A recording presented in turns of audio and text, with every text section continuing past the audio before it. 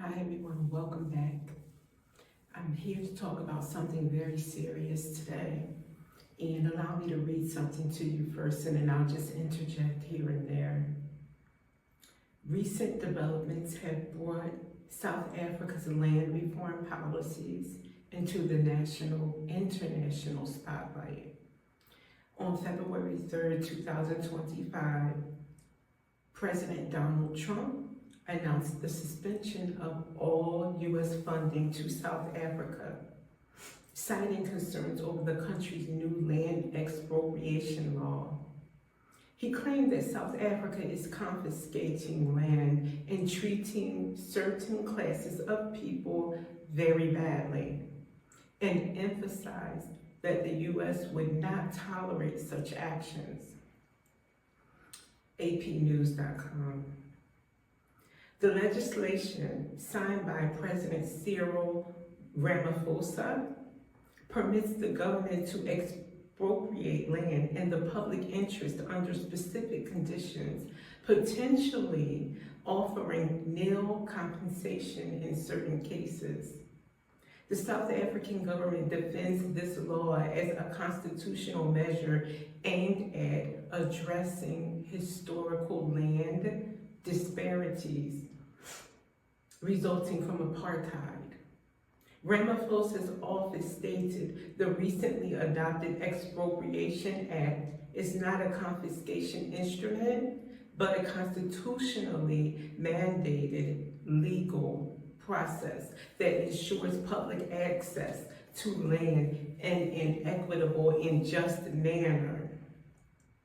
And then it goes on, according to APnews.com.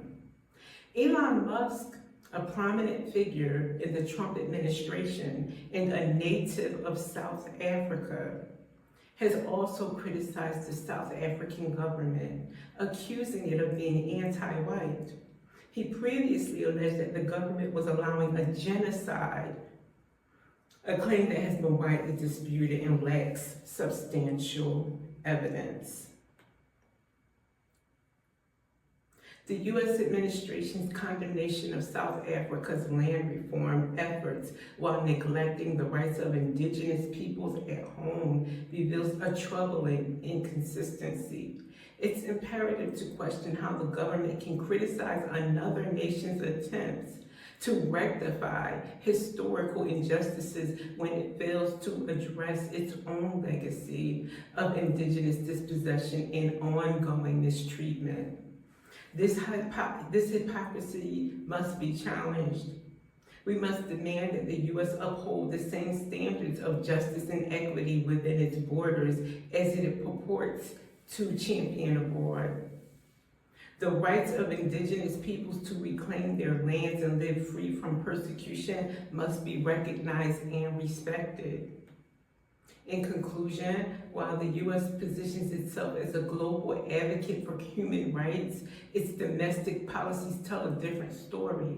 It's time to hold leaders accountable and insist on a consistent commitment to justice for all indigenous peoples here and abroad. Let's point out the hypocrisy of the U.S. foreign policy. The U.S. government is cutting funding to South Africa over its land reappropriation efforts, claiming concerns over mistreatment of certain groups. Yet this same government oversees the dispossession, surveillance, and detainment of indigenous peoples on their own ancestral lands. Why is land reclamation framed as injustice when done by native peoples, but never when colonial governments claim ownership? The Expropriation Act in South Africa seeks to return land to its rightful owners, those who were forcibly removed during apartheid and colonial rule. This is not theft, this is justice. Indigenous people across the world, including the Yehuda Tribes, the First Nations of North America, and the people of Africa, have suffered generations of displacement. The land carries their blood, their history, and their birthright. To reclaim it is not only a legal matter, it is a spiritual mandate.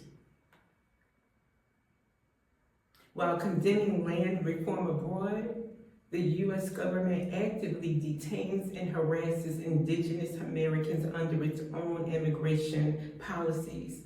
Recent reports show Navajo citizens being detained by ICE, their identities questioned, despite being native to the land for thousands of years.